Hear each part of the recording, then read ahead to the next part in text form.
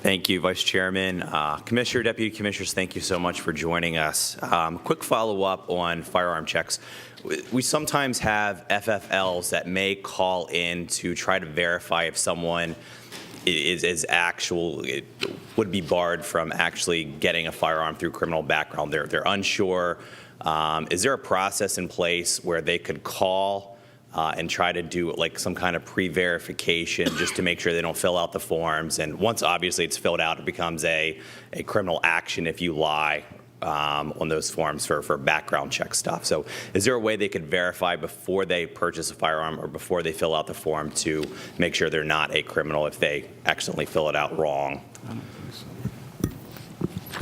Sir, the PICS process is to facilitate the transaction of a firearm to an authorized purchaser. Mm-hmm. Outside the scope of that, it would essentially, what you're asking or what you're characterizing would essentially be a criminal history check, and it would be outside the scope of the PICS process. It wouldn't be authorized for that purpose. Okay, I appreciate that. I do have a question on the DriveWise program, and I just want to kind of describe it to make sure I have a good understanding. So if I say something inaccurate or incorrect, please correct me. But my understanding is DriveWise was a company that's been operating in conjunction with the state police since 2012 to allow commercial vehicles to bypass, allow pre-qualified trucks to bypass the state inspection sites, but still verify compliance with all requirements electronically as they drive. It was an optional system set up to kind of meet the Federal Motor Carrier Administration's weight enforcement technology upgrades and maintenance. Currently, my understanding is there was no cost to the state. Commercial carriers that want to opt in the system could purchase the system. My understanding that is currently not being done in the Commonwealth. Just curious, to me it just sounded like a win-win situation. It allowed state police to increase compliance without any additional costs, at the same time allowed commerce to flow freely at a compliance. So what's the status of that currently? Yeah. Representative, I'm unfamiliar with that process and or program.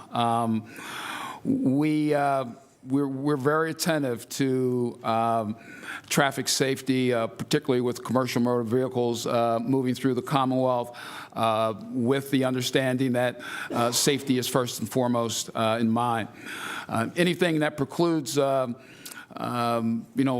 timeliness with respect to safety would be somewhat of a concern of mine.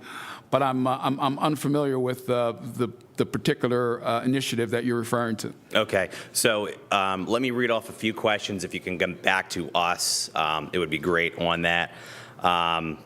If there's no cost to the Commonwealth and it saves time for troopers, why would we not continue this program? My understanding it is a discontinued program at this point. How many troopers currently conduct inspections? Do you anticipate needing additional troopers for inspections if not using this system? There's a fear of losing federal funding, potentially $3.5 million in federal funding related to vehicle inspections.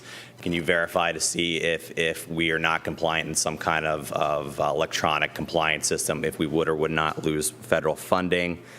And is it the intention of PSP to try to inspect every truck manually?